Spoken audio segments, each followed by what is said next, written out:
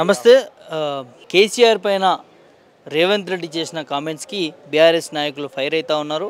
So ఖచ్చితంగా క్షమాపణ చెప్పాలంటూ కూడా రోడ్డుపైకి ఎక్కినటువంటి పరిస్థితి చూస్తాను. మనతో పాటు మాట్లాడేందుకు బీఆర్ఎస్ నాయకులు ప్రసాద్ ఉన్నారు. ఒక్కసారి వారితో మాట్లాడదాం. ఎట్లా చూస్తారు బ్రదర్ నిన్న రేవంత్ రెడ్డి చేసినటువంటి కామెంట్స్ని కేసీఆర్ పైన? నిన్న రేవంత్ రెడ్డి అయితే మహిళా సభలో కేసీఆర్ మీద కామెంట్ చేసిర్రు. అది మొత్తము ఆయనకు విజ్ఞతగా వదిలేస్తున్నాం. ఎందుకంటే ఆయన ఒక హోదాల తెలంగాణ చీఫ్ మినిస్టర్ అంటే ఒక బ్రాండ్ ఉంది.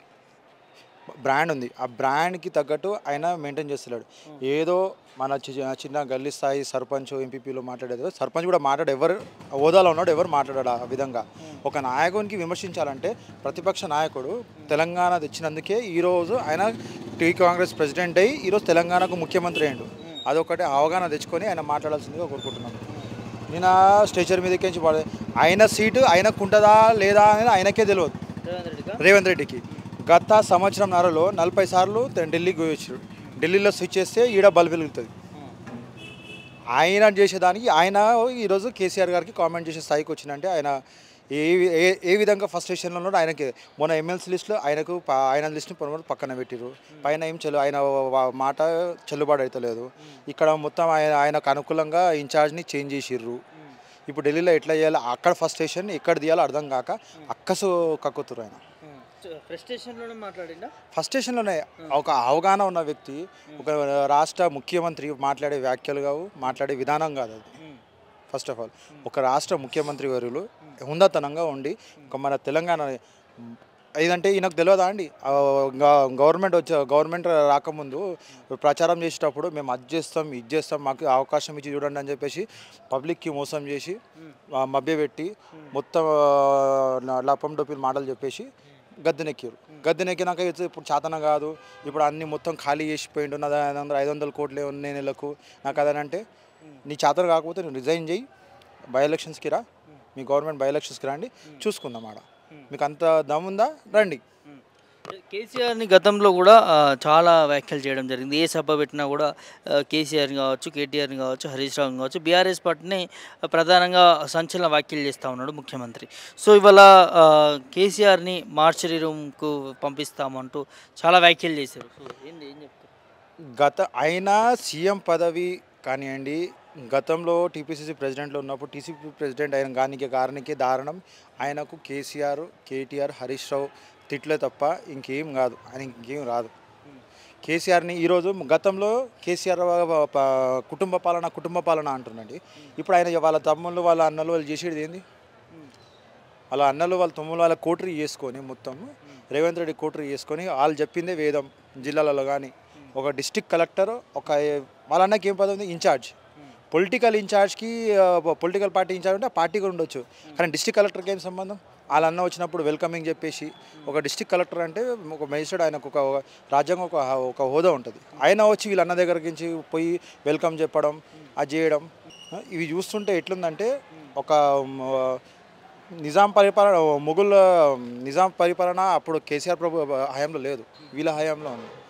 నిజాంలో కన్నా దీనికంటే మంచిగా పాలించుండొచ్చు, కానీ దానికంటే ఘోరంగా ఇష్టం వచ్చినట్టు అవగాహన లేకుండా రాజకీయాలు చేస్తున్న నాయకులు రేవంత్ రెడ్డి గారు. ఇంతకుముందు మీరు అన్నారు ఎమ్మెల్సీని రేవంత్ రెడ్డిని పేరు పెట్టిన వాళ్ళకి ఇవ్వలేదు, వేరే వాళ్ళకి ఇచ్చారు అని, ఆ ప్రెస్టేషన్ ఈ ప్రెస్టేషన్ అంతా ఉందంటారు. అది నిజమేనా? మరి నిజమే. ఫస్ట్ స్టేషన్ లేకపోతే ఆయనకు ఏం చేయాలి? ఇప్పుడు ఆయన పదవి ఉంటుందా ఉండదా అని తెలియదు.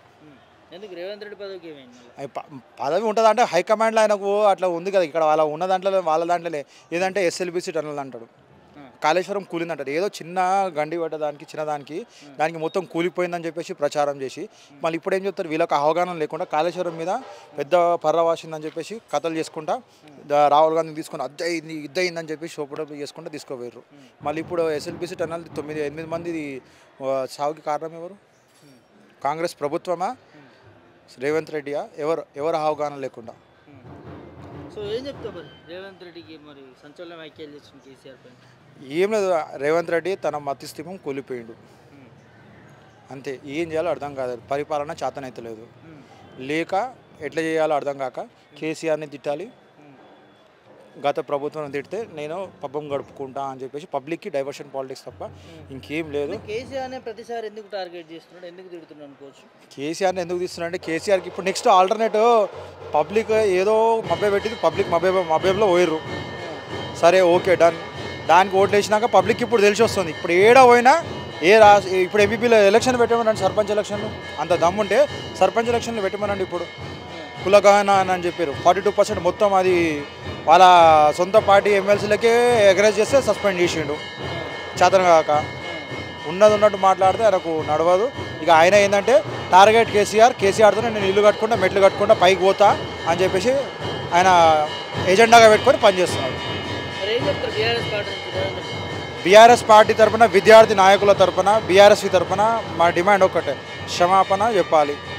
లేదంటే ఆయనకు బయట మేము ఆయనకు రాష్ట్రంలో ఇంతవరకు ఒక విద్యార్థి ఇంతమంది ఎగ్జామ్స్ నడుస్తున్నాయి, నోటిఫికేషన్లు ఉన్నాయి, ఖలీఫా మభ్యపెట్టి ఒక ఎడ్యుకేషన్ మినిస్టర్ లేకుండా పరిపాలన, హోమ్ మినిస్టర్ లేదు. అదే కదా ఆయన మొత్తం పరిపాలన, ఆయన ఏకదౌర పరిపాలన నడుస్తుంది. ఆయన కనుసంధాలనే నడవాలి. కుటుంబ పాలన కేసీఆర్ పాలన కాదు. కేసీఆర్ ఎప్పుడు కుటుంబ పాలన చేయలేదు. రేవంత్ రెడ్డి కుటుంబ పాలన, అవగాహన లేని పాలన రేవంత్ రెడ్డి కాంగ్రెస్ ప్రభుత్వం. సీఎంగా ఉన్నది ఒకటే, కానీ ఈరోజు ట్రాన్స్ఫర్లు అయినా సరే, ఒక డిపార్ట్మెంట్లో ట్రాన్స్ఫర్లు అయినా సరే, వాళ్ళ కలెక్టర్లను మేనేజ్ చేయడం అయినా సరే, టెండర్లు పిలవడం అయినా సరే, కమిషన్లు తీసుకోవాలి, చేయాలంతా వాళ్ళ అన్నదమ్ములతో మొత్తం చేస్తున్నాడు. వాళ్ళ తమ్ముళ్ళు అందరంతా వాళ్ళ ఫ్యామిలీ షాడో సీఎం అని చెప్పి తిరుగుతున్నారు. సో ఫైనల్గా ఏం చెప్తావు బ్రదర్? ఒకవైపు అసెంబ్లీ బడ్జెట్ సమావేశాలు జరుగుతున్నాయి, ఇలాంటి టైంలో రేవంత్ రెడ్డి ఇట్లా మాట్లాడండి.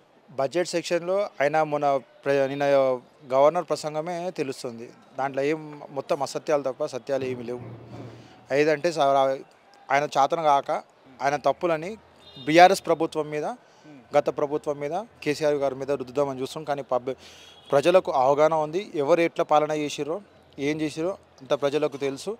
ప్రజలు ఈరోజు కనుక బై ఎలక్షన్స్ ఉంటే ఖచ్చితంగా వన్ సైడ్లో బీఆర్ఎస్కి మెజారిటీని మంచిగా. ఎందుకు బీఆర్ఎస్కి ఎందుకు గెలుస్తారంటే అన్న, ఇప్పుడు గతంలో పరిపాలన, గతంలో ఇంతనే బడ్జెట్ ఉండే కదా, బడ్జెట్ ఏడికేంచి ఏడికించుకు కేసీఆర్ గారు.